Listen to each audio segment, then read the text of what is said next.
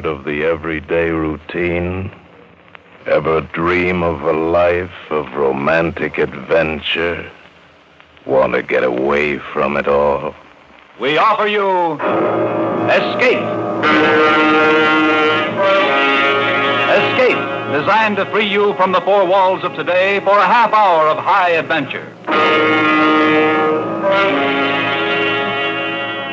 Tonight, we escape to a lonely schooner sailing through the hot Caribbean night, carrying a fortune and the heedless passions of reckless men, as John and Gwen Bagney tell it in their exciting tale, The Sure Thing.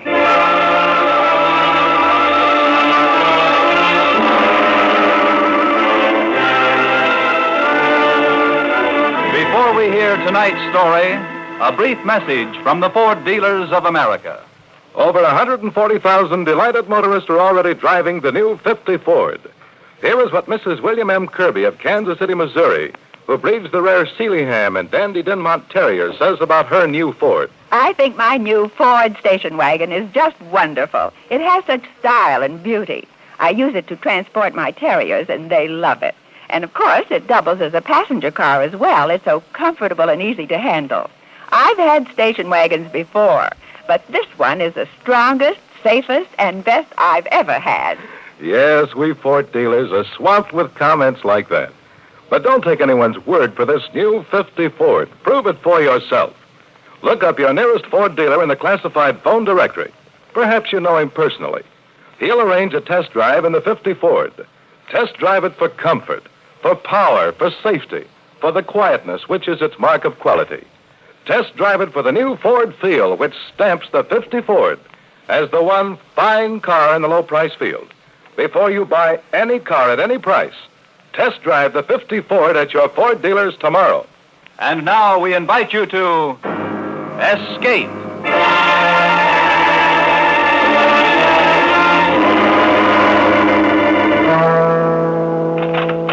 This way, senor. Thank you. If you would please wait in here in the Presidente's office. Fine. You understand, senor, I have not the authority to handle the matter myself. Yes, of course, I understand. You see, a bank draft of $2 million, it is a matter of such importance. Senor Jose Perez, the president of the bank, he is the only one. That's perfectly all right. I'll wait for Senor Perez. Gracias, senor, gracias. Wait. Yes, I could wait. I'd come this far, I could afford a few more minutes. It was hard to believe. Just a short while ago, I'd been ship doctor on the SS Martina, the gilded ferryboat of the Caribbean. And now I sat back in a comfortable chair and went over the whole thing again in my mind, just the way it happened, from the beginning. We had just cleared the Straits of Yucatan on our way to Havana when the 23-word message came that started the whole thing. That's the same thing, Doc. SOS, latitude 23 north, longitude 85 west. Accident case on board schooner Sidon, en route Havana. Urgently need doctor. Can you board us? That all? No answer as to the type of injury? I don't get it, Doc. She's standing just off to starboard, and they still keep sending the same message. Lifeboat's ready, Doctor. Coming. Got all your gear? All set. Let's go. As we pulled away from our ship, I could just barely make out the schooner heeling to a wandering current in the growing dusk. She was a 42-footer, and from a high bow, she sloped away neatly in a sweeping sheer line to a trim square stern. The Sidon. The name seemed to fit her. Aloof and aristocratic.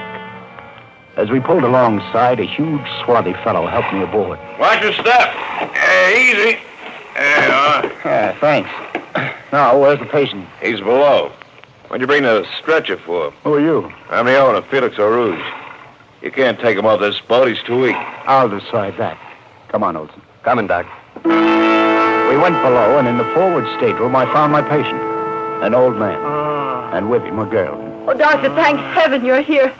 He had an accident. He's terribly ill. I've been so worried. Bad shock. Pulse pretty slow. You're not going to take him away, are you? Away? No, Kent. Easy now. Have you enough oil aboard to reach Havana if the wind doesn't hold? Yes, I think so. Okay. Olson. Yeah, Doc? You go on back. This man is in no condition to be moved. What about you? I'll meet the ship in Havana. We ought to be there in some time tomorrow. Yeah, but the skipper... I'll take the responsibility. Okay, you're the doc. All right, let's have a look here. Easy now. No. Don't try to talk. Okay. How long has he been this way? 2 days. 2 days? Doctor, the wound. I'm afraid that Yes, it's badly infected. Who did the surgery on him? Surgery? Who probed for the bullet? Bullet? There was no bullet. He was injured splicing a backstay with a marlin spike. He was what? You see, he was carrying the marlin spike in his hand when Felix had to come about it, threw him off balance, and he fell. I've dug out too many bullets not to recognize the kind of mess they make. It was a marlin spike. Yes? Well, you can yell marlin spike all the way to Havana, but it isn't going to change my report. Report? No bullet. Marlin spike. Marlin. Lie back. Now, this won't hurt. What is it? Just a hypodermic. No, dope. I don't want to... But I've got to probe. You can't take it if you're conscious. No anesthetic. Only brandy. Doctor, give him the anesthetic. Oh, no. You'd like that, wouldn't you, Stephanie? You're out of your mind. Joseph, I just want to save you the pain, and the doctor... Get in the brandy. But, Doctor... It's his body. If that's what he wants, that's the way you'll have to have it. Now get the brandy. Oh, thank you. And, Doctor? Yes? Send Stephanie away. Don't want her around me. She went away, but she didn't like it. And I got to work. For the next couple of hours, I was pretty busy. It was well after 10 o'clock when I felt it was safe to leave the old man and go up on deck to catch a smoke. Halfway up the companionway, I ran into Felix on his way down. Well, Doc, how's the old boy? Is he going to kick off? I'm sorry to disappoint you, but I think he's going to be all right. You think? Or do you know? I'm only a doctor. I've done everything I can for him. Hey, wait a minute.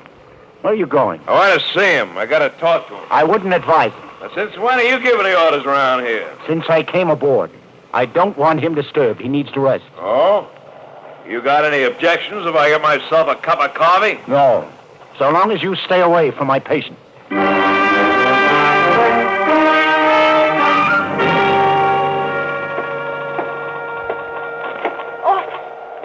Oh, I didn't hear you come up. You handle the wheel like an old salt. Oh, I don't know much about it. I just do what Felix tells me. How's Joseph? You've been down there such a long time, I thought that maybe... That he died? That's a horrible thing to say. Of course not. Who is Joseph? Your husband? No, I'm his secretary. Oh, then this is a business trip. In a way. Doctor, what are you getting at? Did you shoot him? Why would I shoot him and then call for a doctor out here in the middle of the ocean? I don't know. And after tomorrow, I won't care. You realize, of course, that my report to the authorities in Havana will be according to my own findings. I suppose so. I don't imagine that there's any way of changing your mind. Is there, Doctor? This is a beautiful schooner. Belong to your boss? Yes. I wonder... You mind if I take the wheel for a while? It's been a long time. Oh, you know how to sail? Used to, back in Maine. All right. Go ahead. Oh, feels good. She sure handles like a dream. Uh-huh. Just as I thought. What's wrong, Doctor? Look at that binnacle. We're not headed for Havana. We're headed in the opposite direction. The Sidon was racing along with sails full, but she wasn't sailing due east to Havana. The compass said she was sailing southwest, away from Havana as fast as wind and sail could take her. I laid her on the starboard tack and started to bring her about. The sails bellied out, catching the wind as it shifted across the bow. And then, as they started to fill away, the mainmast boom swung over. Just as I ducked to avoid it, a shot rang out. I put up my hand to steady myself against the main boom, and there in the wood, right where my head would have been if I hadn't ducked, was the bullet. Across the deck, silhouette in the light of the companionway, stood Felix, polishing his gun with a handkerchief. You shouldn't tack, Doctor, when a man's cleaning his gun. Cleaning your gun in the dark in the middle of the night? Yeah, I suppose it is dangerous. I see you don't like our course. I was under the impression this craft was bound for Havana. That's right, Doc, we are. Then why are we sailing southwest? Southwest? Well, that's a woman for you. You can't trust her behind the wheel of a car and no better behind the wheel of a boat. Oh, no, Felix. You don't blame me for that. I don't know a thing about it, of course. I did what you told me. Now, why didn't you do it right? If I'm so incompetent, maybe you'd better handle it yourself. Maybe I will. I didn't know what their game was. The lies, marlin spike, nocturnal gun cleaning, change of course. But one thing was certain. I intended to get to Havana if it was the last thing I ever did. And to make sure it wasn't the last thing, this was one night I wouldn't sleep. I went down to the old man's stateroom where I'd left my bag to get some Benzedrine. While I was there, I checked on him. He was sleeping quietly. He wouldn't need me. I opened the bag, took the tablets, and suddenly my hand stopped in midair. My hypodermic needle, loaded with the anesthetic that Joseph had refused, was gone.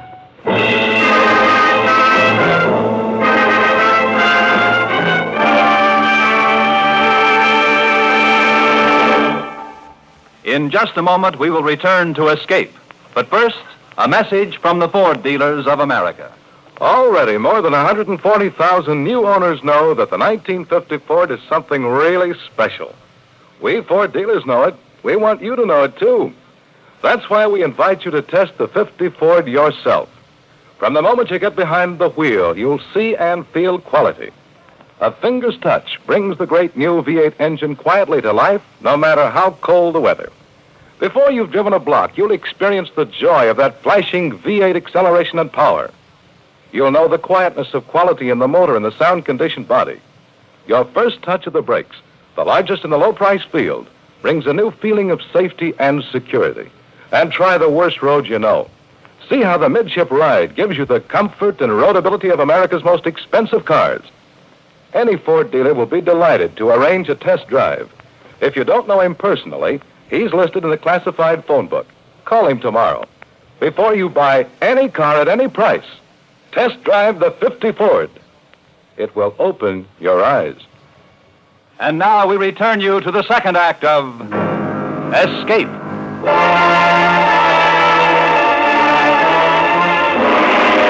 Can't you sleep?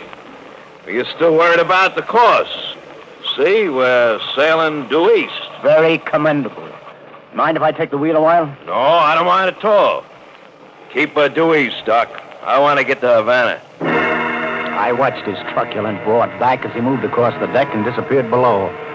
The moon was as bright as day and as reassuring. And then the sails swung out, covering it, throwing the deck into blackness. That's why I didn't realize at first anyone was approaching until I saw the glow of the cigarette. I tensed myself. My hand clutched at something in the cockpit. It was a wrench. The cigarette moved closer. I waited. The sail bellowed back, and I saw her, full in the moonlight. I have to talk to you. Go ahead. Talk. I'm afraid I haven't been very honest with you. I'm afraid you haven't. I lied to you, and I realize now how foolish it was, but... Doctor, I'm afraid of Felix. Are you trying to tell me it was Felix who shot the old man? Yes, and he made me lie about it. Like you lied about the course. You'll never get to Havana. He's letting you think that you're going there now, but he'll figure out something. I'm sure he will. If that target practice a few moments ago was any sample. Oh, he wasn't trying to kill you. Felix wouldn't kill you now, not as long as Joseph needs you. I mean... Well, you're not making sense again. Felix wants me to keep Joseph alive, and yet Felix shot Joseph? It was just a fit of anger, an argument. Felix has a terrible temper. Why, he'd be a fool to kill Joseph. Well, what makes Joseph so valuable? Well? I suppose I should tell you all of it. It might be a good idea. I told you the truth about one thing, at least. I am his secretary. Only his name isn't just Joseph. It's Joseph Ingram. Ingram? No wonder his face was familiar. He's the big aviation tycoon. But Ingram was killed 2 weeks ago. I read it about it in the papers. A transcontinental airliner crashed into a mountain. That's the luck of Joseph Ingram. We were on our way to Washington. He'd been subpoenaed to have his war contracts investigated. He was guilty of sin, and the public was really worked up about it. He was a cinch to be indicted. And his wife, who'd put up with his selfishness and greed through 20 years of marriage, couldn't take it anymore and left him. But we had got off the plane at Albuquerque to answer a wire from his attorney. But the radio and newspapers obituaried him to death. I know. That's how things happen for him. Apparently, there was just no record of us leaving the plane, and they only found half of the survivors. Some of those they couldn't identify. Go on. Well, when Joseph realized that he was officially dead, he saw the way out. He'd been looking desperately for a chance to disappear, and now he had it. He phoned Felix in Florida to have the sit-in ready, and we took a train down and boarded her there. I see. Well, why do you think I'm on this boat? Do you think I wanted to come? Do you think I wanted to leave my whole life behind? I was forced to come. I was the only one who knew that Joseph was still alive. And now you know. What about Felix?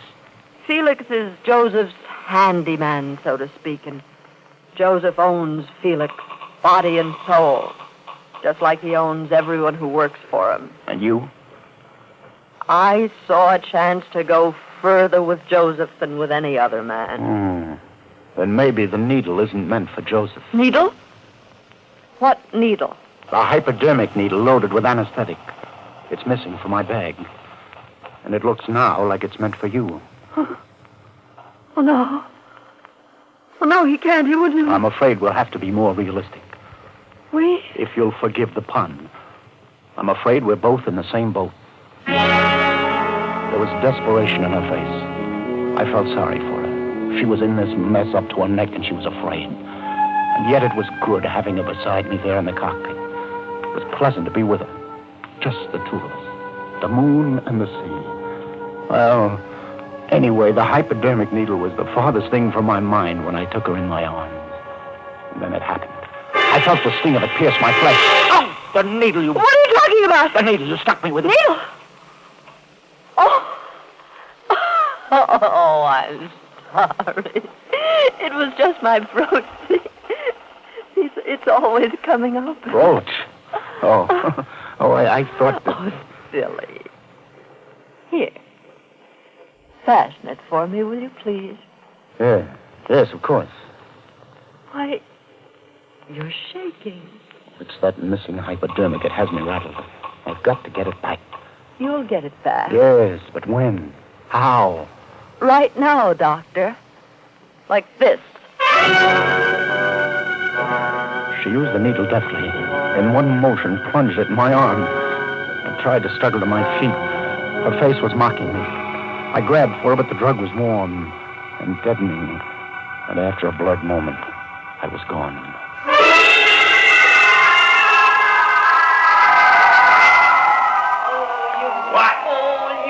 I could hear them from a long ways off. I came to slowly, and I lay there listening. I only did what you told me. You're the one who's bungled it. It's a good thing I They were both standing over me, working on me, doing everything they could to bring me a lot of trouble to to. use that needle. Now you've spoiled everything. Why did you have to rush things? You want to know what the money is, don't you? Well, you haven't found out, and now maybe you won't. If you'd only left Joseph alone, but no, you couldn't wait. As soon as the doctor was unconscious, you had to work him over.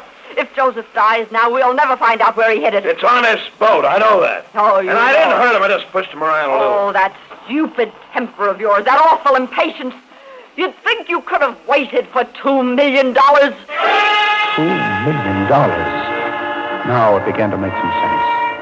Now everything made sense. As long as Joseph needed a doctor and wouldn't tell where the money was, we both lived. But if I couldn't keep him alive... Get on your feet. Doc! Come on, Doc, up on your feet. Felix, easy. Since when are you getting so touchy? Come on! All right, I'm on my feet. Welcome back, Doc. Now get below. The old man needs you. He's had a relapse. Stephanie, take the wheel.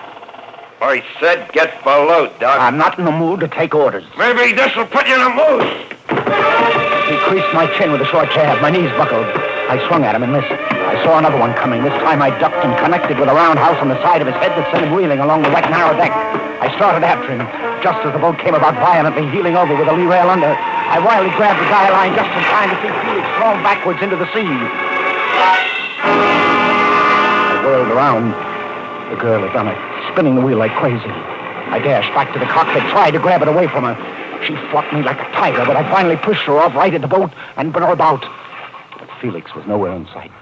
We tacked around, searching for him, but it was useless. It was an accident. He's gone. You killed him. You ought to be glad he's gone. Why?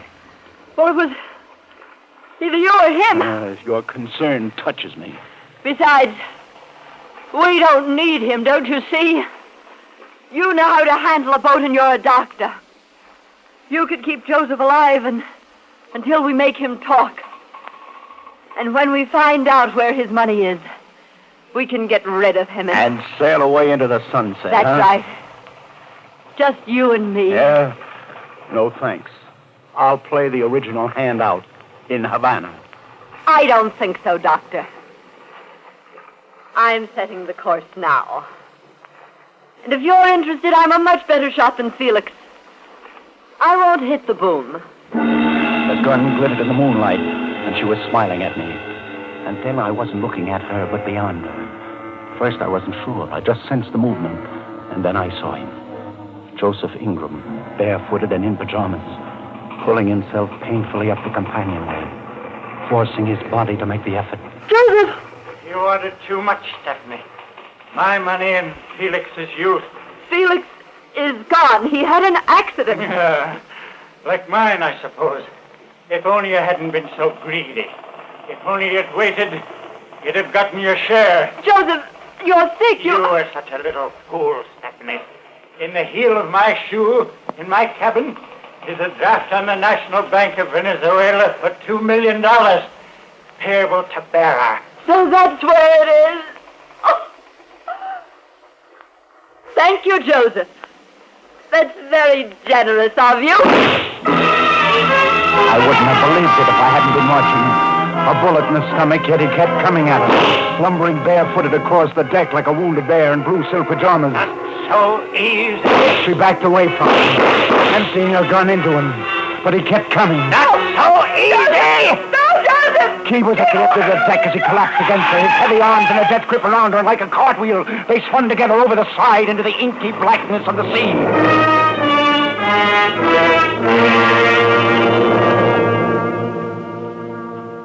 $2 million in the heel of a shoe.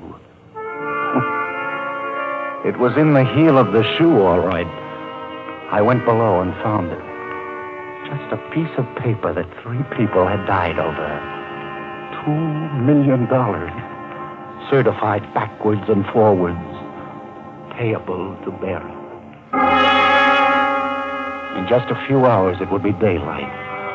I could be in Havana by noon, back to the Martina, back to the dispensary, back to the endless round of seasick pills, hangover remedies, and, when I'm lucky, maybe a sprained ankle. Or Venezuela. The choice was simple. There was no risk at all. It was a cinch. It was a sure thing. It was payable to bearer.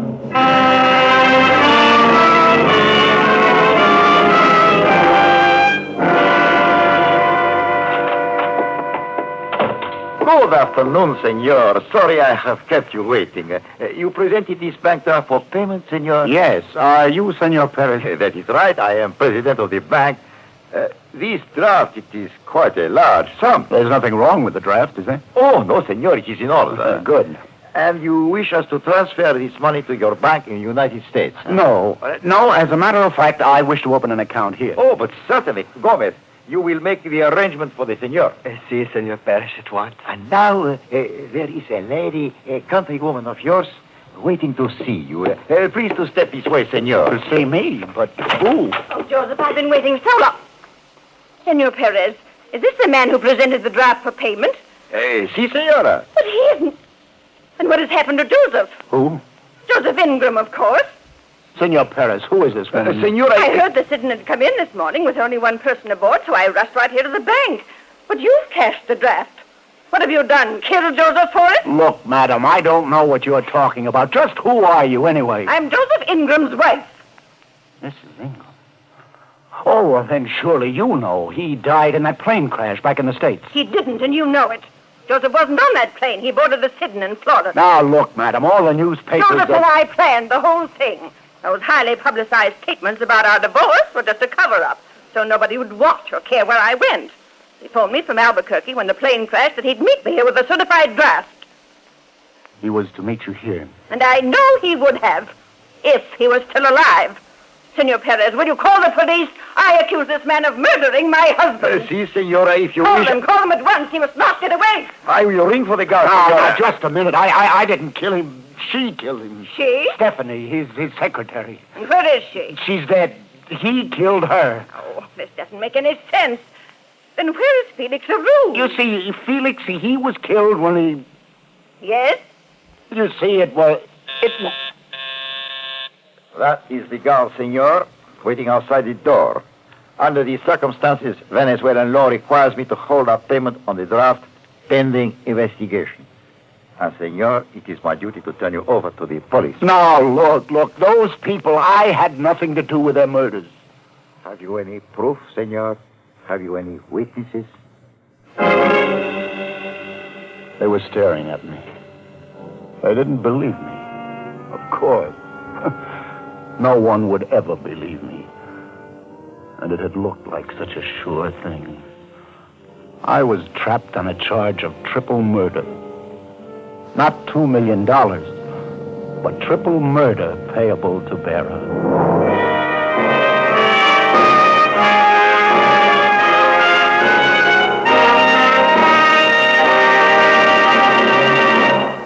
In just a moment, a word about next week's exciting story of escape.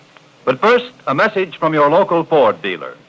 More than 140,000 delighted motorists are already driving the new 50 Ford. Here is what J.B. Spurlock, a salesman, says about his 50 Ford.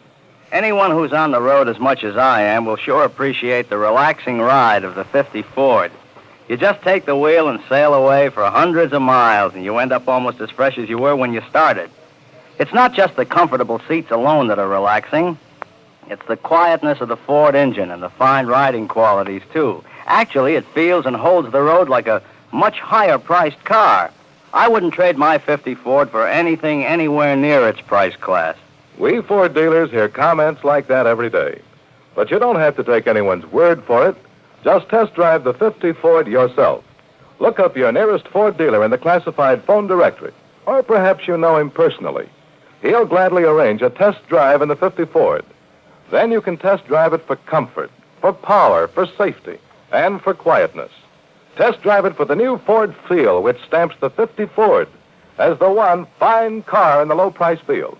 Before you buy any car at any price, test drive the 50 Ford at your Ford dealers tomorrow.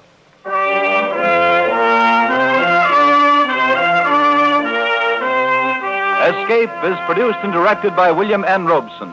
Tonight we have presented The Sure Thing by John and Gwen Bagney.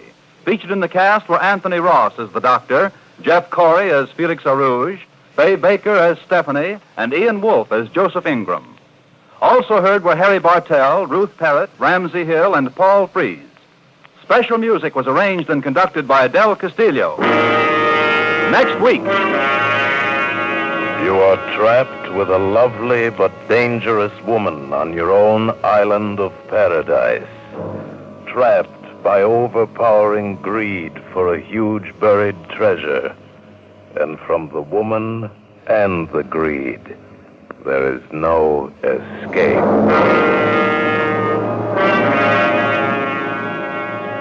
Next week, we escape with John and Gwen Bagney's exciting tale of a lost paradise, Treasure Incorporated. Goodbye, then, until this same time next week, when once again we offer you Escape. This is CBS, the Columbia Broadcasting System. Stay tuned for Pursuit. 10 p.m. BULOVA, Bulova watch time. For her, choose the very latest Lady Bulova, only $42.50. General Omar N. Bradley, chairman of the Joint Chiefs of Staff, and Harvard University President Dr. James B. Conant discuss a vital educational issue just 30 minutes from now. WCBS AM and FM.